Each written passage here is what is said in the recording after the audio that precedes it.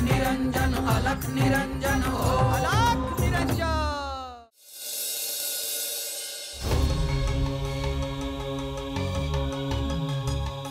आज अभ्यंग स्नान आहे।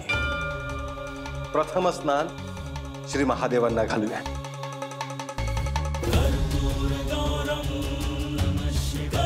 गुरुदेव, त्यांनी आज आपल्याला साक्षात दर्शन द्यायला हवं। आपण आवाहन करूयात, परंतु सर्व काही त्यांच्यावर सोपवूयात। गुरुदेव, दूध, पाणी आणि पूजेचे सगळे साहित्य आणले आहे। चला मग पूजेला सुरुवात करूयात। अर्थात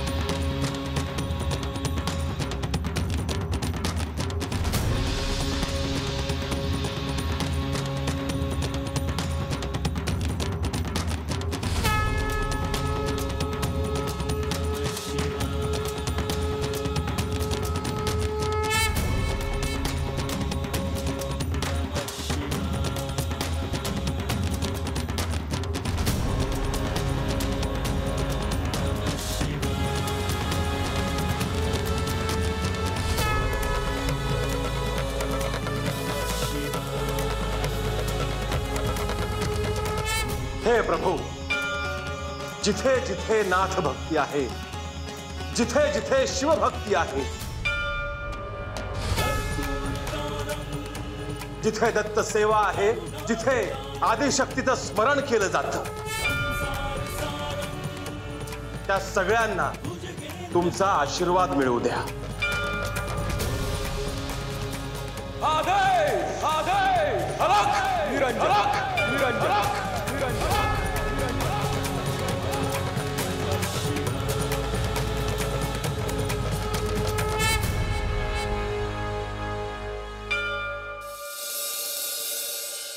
तुमच्यामुळे पोटाला आधार मिळाला। पहिल्याच साली तुझ्या घरी पाळणा हालल बघ।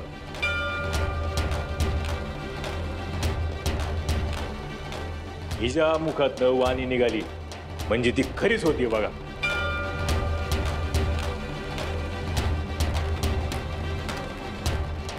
ह्या वाटेने परत कधी येणं झालं तर नक्की या घरी. होय. वय वय येणार. चला येतो मग. थांबा.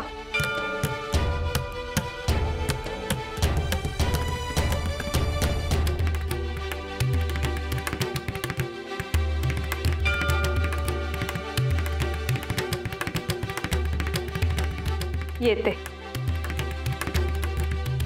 चला.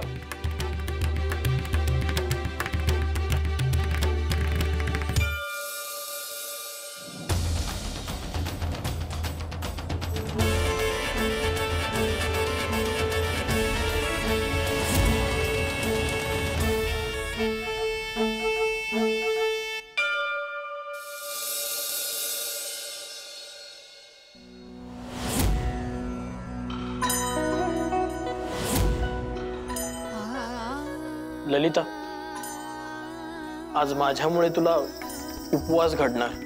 असू द्या. उद्या सरपण घेऊन या.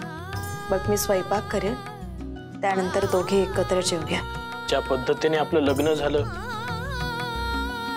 त्यामुळे आपल्याला बोलायलाही निवांत वेळ मिळाला नाही. तुम्ही मनाविरुद्ध माझ्याशी लग्न नाही ना केलं? नाही ललिता, मला तर असं वाटतं की श्री महादेवांमुळेच हे सगळं घडून आलं. खरं तर तुमचे माझ्यावर खूप मोठे ऋण आहे. असं का म्हणतेस तू ललिता? तुम्ही जर माझ्यासोबत लग्न केलं नसतं तर अपशकुनी म्हणून मी घरी बसले असते आणि आयुष्यभर माझ्यासोबत कुणीही लग्न केलं नसतं. तू असं काही समजू नकोस. तू माझी धर्मपत्नी झालीयस आणि याचा मला आनंद आहे. आलोच.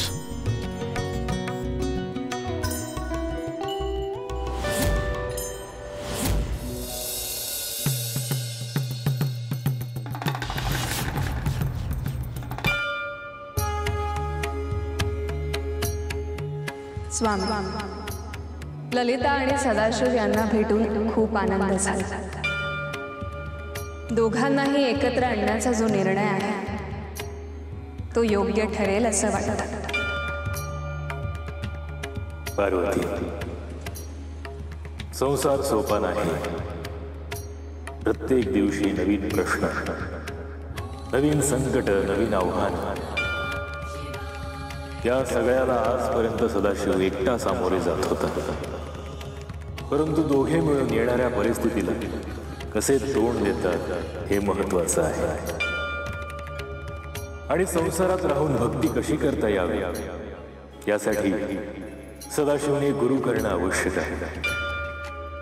कारण एका क्षणी संसारातल्या प्रश्नांच्या जंजाळात तो अडकून जाईल. त्याने गुरु कोणाला स्वीकारावं? पार्वती, याआधी त्याला गुरु असावा असं वाटलं पाहिजे.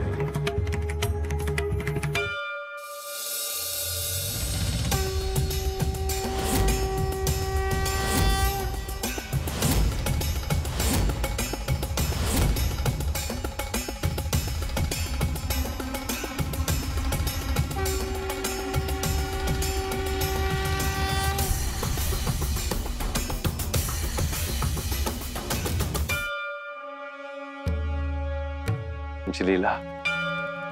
होय गुरुदेव. सदाशिव खरंच खूप भाग्यवान आहे. त्याच्या घरी साक्षात परमेश्वर भोजन करून गेले.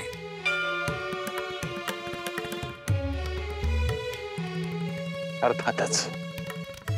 कारण सदाशिवचं मन अत्यंत प्रांजळ आणि निर्मळ आहे आणि त्यामुळे त्याला हे भाग्य लाभलं. गुरुदेव, या अनुभवानंतर सदाशिवने अजून पुढे जावं असं मला वाटतं. त्याच्या घरात कोण येऊन गेलं हे अजून त्याला ठाऊक नाही. त्याला ते नंतर समजेल.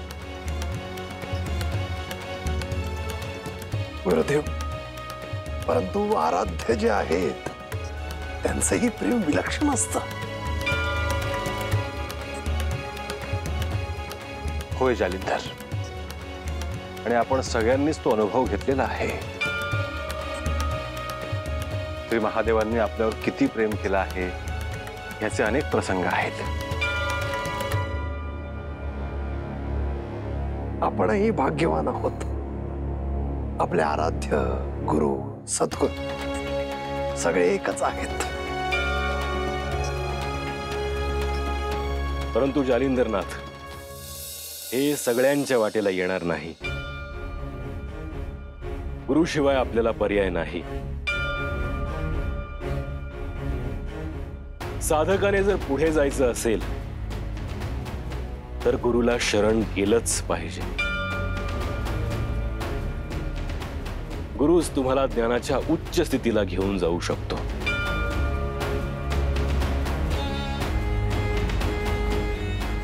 ह्यातून केवळ एकच होईल, सदाशिव सारख्या अनेक भक्तांना कुणालाही गुरु म्हणून स्वीकारणं फार अवघड जाईल,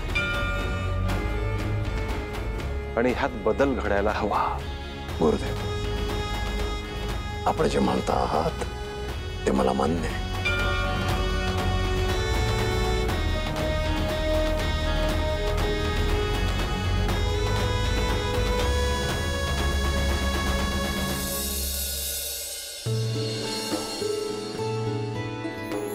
ललिता,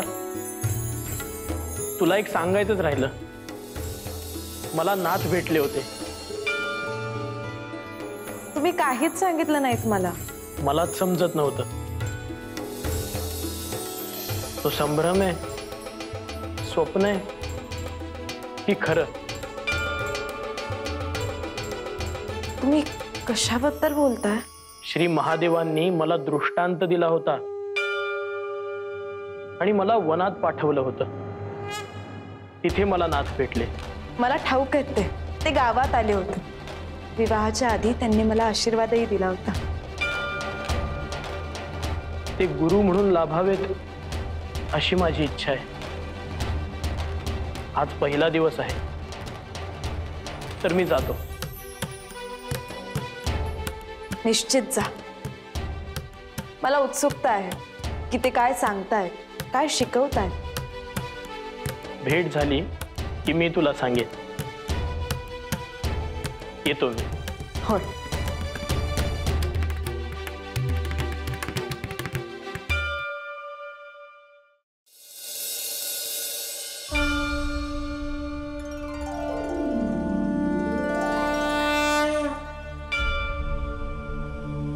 शुभम भवतु, शुभम भवतु, शुभम भवतु, शुभम भवतु।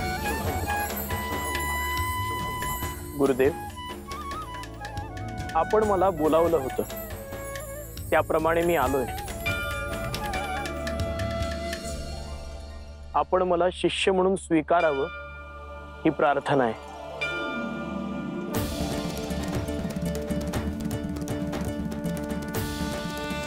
सदाशिव, तुझ्यावर साक्षात श्री महादेवांची कृपा आहे म्हणून हा योग आला, परंतु घाई करू नकोस।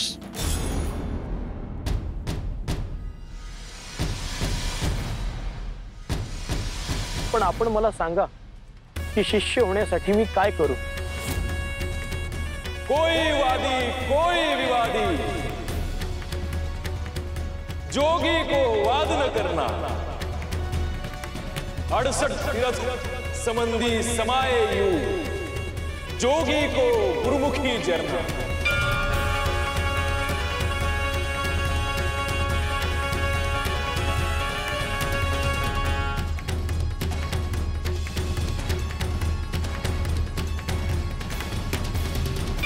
हे काय म्हणालेत, आलं ध्यानात? नाही गुरुदेव।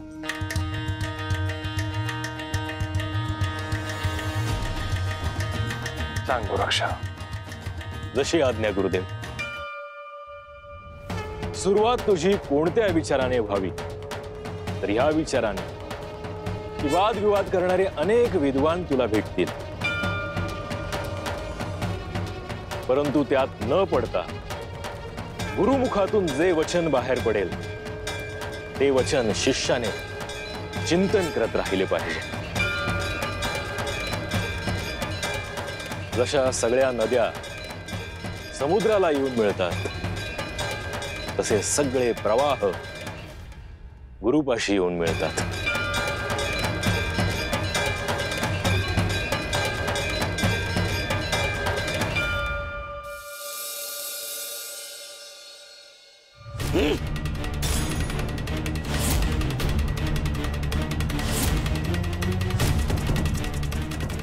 मालक, लईच मोठा पान उतारा झाला की हो आपल्या गावात. आद्या, जखमेवर मीठ चोळू नकोस हा. नाही नाही, काय रे, काय म्हणतात लोक? आता कसं सांगू अक्का? सांगतो का बघू तुझ्याकडे? तो नाना नाही का, नाना? त्याचं काय? तो म्हणत होता की आपल्या धाकल्या मालकांचं नाक कसं कापलं गेलं ते.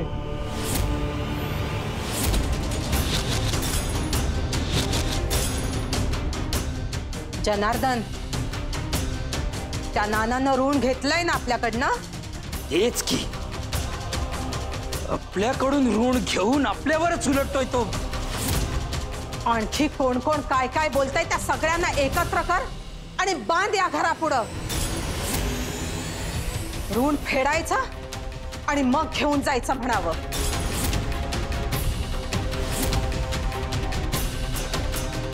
चल भादू.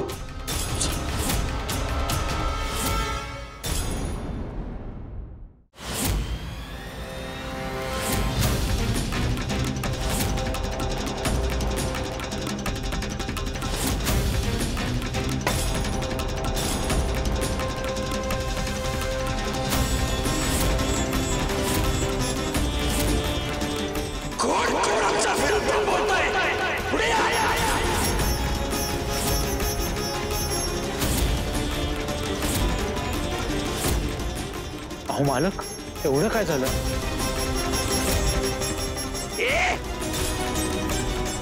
आम्हाला तुझ्याशी एक शब्दही बोलायचा नाही. काय?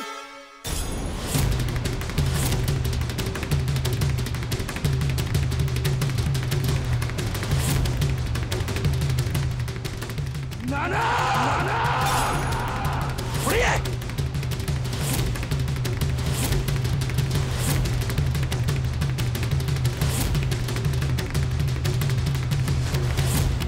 आमच्या माग काय बोललास ते आता आमच्या समोर बोल.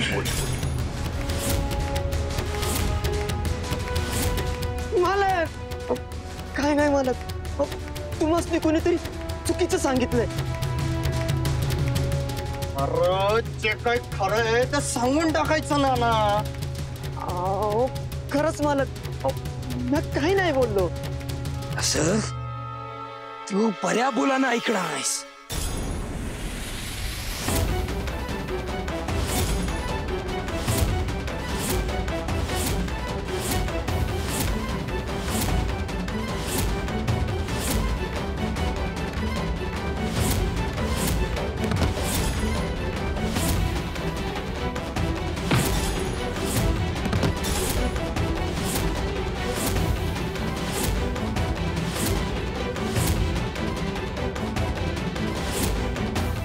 गावात कोणाला काहीही लागलं तर आमची आठवण येते.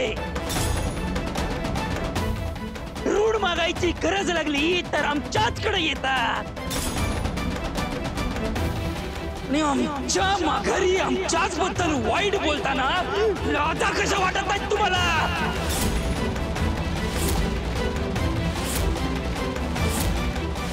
नाना तू,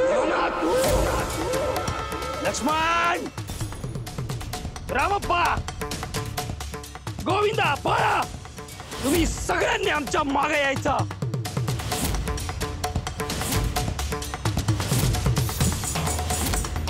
चला रे.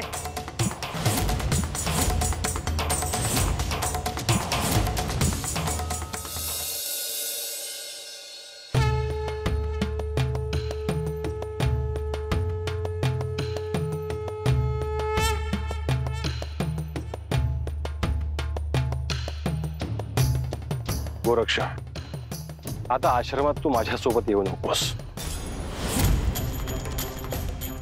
गुरुदेव, काय झालं? माझ्याकडून काही चुकलं का? चुकलं काहीच नाही गोरक्षा, परंतु मी जो तुला आदेश देणार आहे त्याचं पालन तुला करायचं आहे. इथून पुढे घनदाट अरण्य आहे, इथे कोणीही जात येत नाही. आहेत तर केवळ हिंस्त्र श्वापद. तुला तिथे जाऊन ध्यानस्थ बसायचं आहे.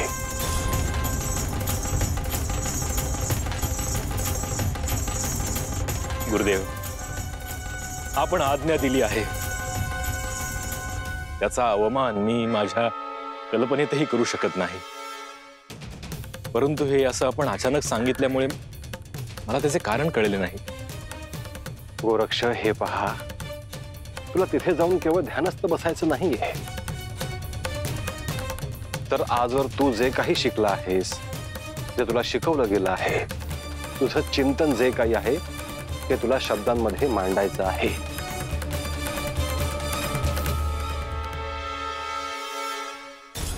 आणि त्यानंतर तुझ्या वाणीतून ते मला, दत्तप्रभूंना, नाथांना आणि सगळ्या लोकांना ऐकवायचं आहे. गुरुदेव, परंतु मी आपल्या सोबत राहूनही हे कार्य करूच शकतो. गोरक्षा, तसं असतं तर ते याआधी कधीच झालं असतं. गुरुदेव, माझ्यासाठी अशक्य, अवघड काहीही नाही. परंतु आपल्यापासून दूर राहणं, आपली सेवा न करता येणं, हे माझ्यासाठी अत्यंत अवघड आहे. गोरक्ष, मी स्वतः तुला त्या स्थानावर पोहोचवणार आणि परत येणार.